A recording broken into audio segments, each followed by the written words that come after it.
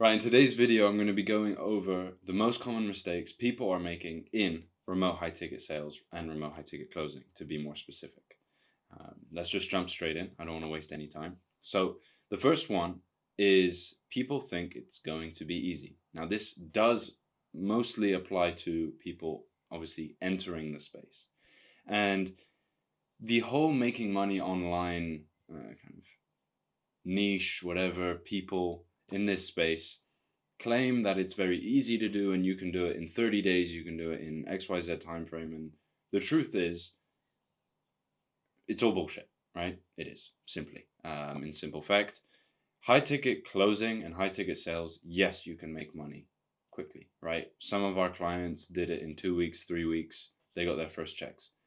Me personally, it took me 3 months to make my first little bit of money when I was starting out in this space, right? And the truth is, it varies from person to person. Um, there is no cookie cutter way and cookie cutter answer to when you're going to make your first amount of income. But the truth is, if you are willing to put in the work and you are ready to, um, go all in or put a lot of your time into seeing success in this, you are going to see the success. It's that simple. You get out what you put in. If you put in nothing, you get out nothing. If you put in your all, you get quite a lot out. It's that simple. And I don't want you, if you're starting out and looking to get into this space, to think that it's going to be easy. But the truth is, no matter what you choose to do, none of it's going to be easy. Um, I'm sorry to tell you that. And maybe it wasn't what you were hoping for, but that's the truth. Um, I'd be doing you a disservice if you went into this and thought it was going to be a piece of cake. Because the truth is, you are going to land interviews, and on those interviews, you're not going to, succeed in getting all the positions. Even when you do get a position, you're not going to have every sales call you take is not going to end up with you making money. Right? There are going to be issues and problems, like everything in life, that come up. Just because it's online doesn't mean it's any different. Okay? And that goes with everything as well. It's not just high ticket sales. I want to say that and make that very, very clear. So that's the first one, right? Thinking that it's going to be too easy. The second one is closers are not optimizing their social media profiles, right? They're not making the most out of it. We're living a day and age where your digital footprint is so important. And how you are optimizing your social media is so key to how you can see success in the high ticket sales and high ticket closing space. If I click on your profile and it is not evident that you are a competent professional human being that does sales, likelihood is I probably won't hire you, right? I'm just giving you advice. This is coming from someone who's thinking like a business owner. If you are, you know, your Instagram is filled with you doing partying and stupid shit, the truth is they're not going to hire you. You need to be a normal person. That doesn't mean you can't have friends with your photos with your friends and your family and all of these things, but you need to have a professional account if you truly want to uh, be taken seriously in this industry. So I can give you some action steps, right? Make a bio that one shows that you're a human being, a real human being, and that are a high ticket closer. That's another thing. Professional profile picture. The content that you have on your page needs to be in line with you and your values and everything. So yes, you can have fun photos here and there and show that you actually do have a life outside of your work, but obviously keep it as professional as possible. Um, be yourself. That's another one. Like, don't try and be some person that you're not. Be yourself on social media. That's the key. Um, and yeah, that's what I want to say. Like, first impressions are so important in the online space. If the first impression of your social media is not a good one, you got to change that.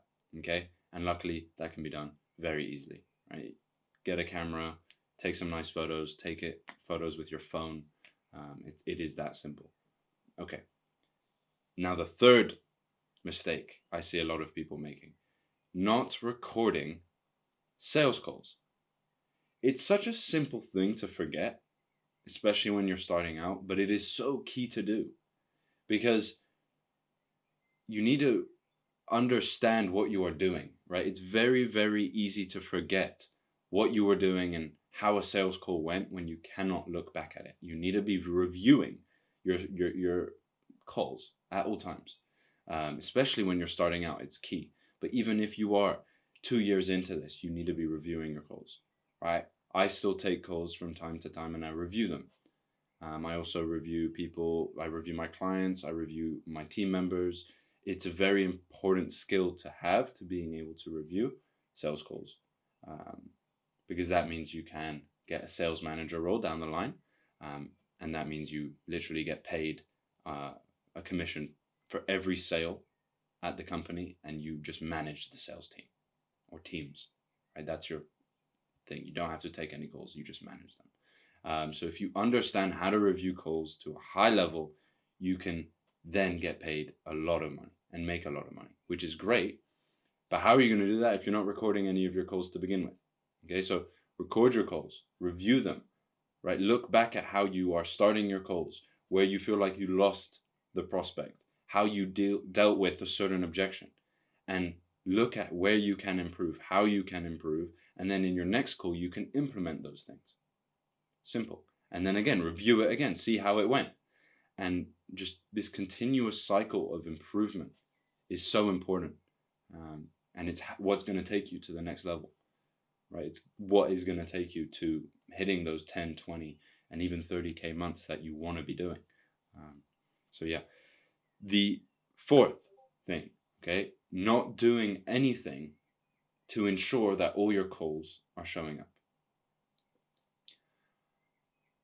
What you need to understand in this industry, if you are watching this as a complete beginner, is you have appointment setters whose job is to set the appointments. And then you have closers whose job it is to basically turn the appointment into a paying client, right?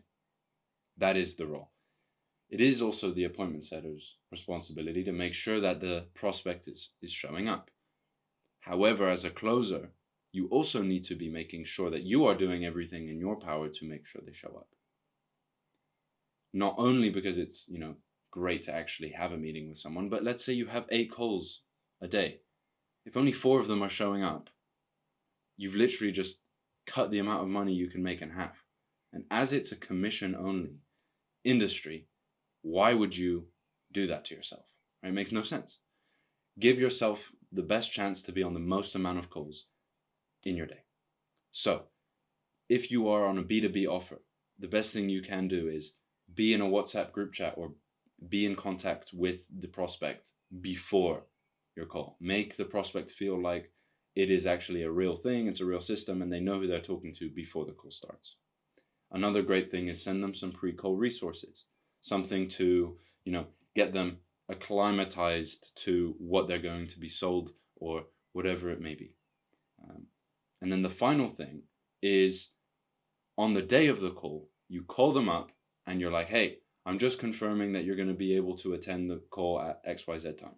Okay? These are things, small things that you can do.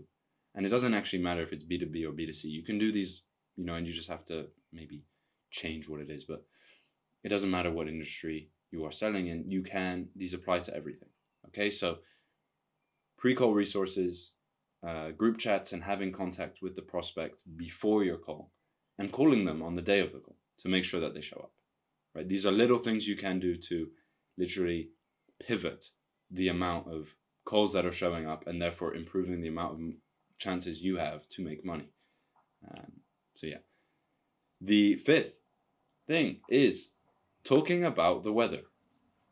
I have no idea why it's this innate thing that us as humans do when we feel maybe uncomfortable or when we're just meeting someone, especially on Zoom or whatever. You're like, oh, how's the weather over there? It's like the last thing you want to do. The last thing. One, because it's just like stupid small talk that means nothing. And secondly, and most importantly, you're going to sound like every salesperson that has ever spoken to that prospect previously. When you are on a sales call, it is your duty to make them make the right decision for them, right? And do them good service, right? So if you can help them, you help them. And a great way to do that is to basically not sound like every other salesperson they've ever spoken to.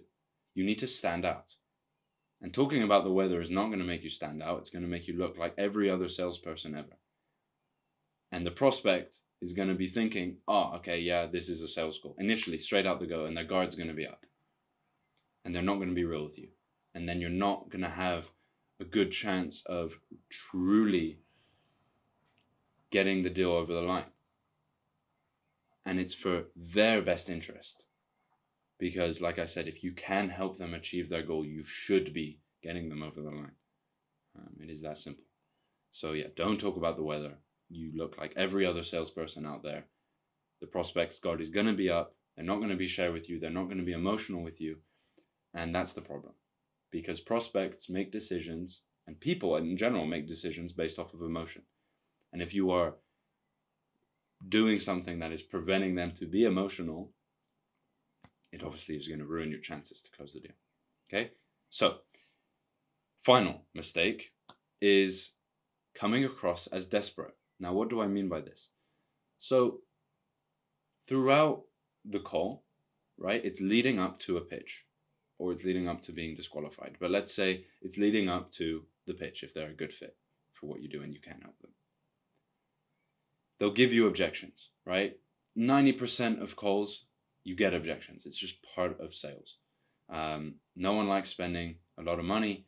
They always usually tend to give objections. So this is something you just have to accept. And one thing I see is people are very quick to be like, oh, I can give you a payment plan, right? Like I can do this and do this and do this. And they basically roll on their back, roll over for the prospect. Now, the person is doing that because they're like, oh, I'm going to do them a favor and make the decision easier for them to make. That's the thought process behind doing that. In truth, it just comes across as desperate.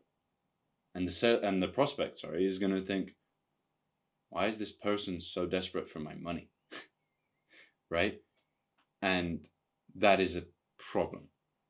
Because they're initially just, guard is going to go up, and then they're probably not going to get closed. Right? I used to, when I first started closing, used to do this. I used to think that, offering a payment plan is a great way for you to move forward. It allows you to take action today, blah, blah, blah. Yes, in theory, but in practice, that comes across as very desperate.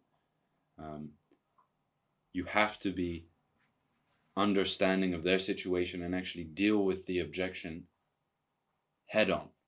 Because an objection, in some sense, is a limiting belief of something, right? Whether that's a financial belief or in themselves or in you. And if you can commit on your service. So you have to approach that head on. And you rolling over and saying, oh, rather than me approaching it, let me just offer you a payment plan, it comes across as very desperate. It's not just payment plans. There's other things you can do to come across as desperate. Basically, if you're too pushy for the sale as well. Like, the truth is, it's just going to get them thinking, why is this guy so desperate for my money? So try and avoid that at all times. And yeah, that basically covers the most common mistakes people make in the high ticket sales and high ticket closing industry. So I hope you guys enjoy.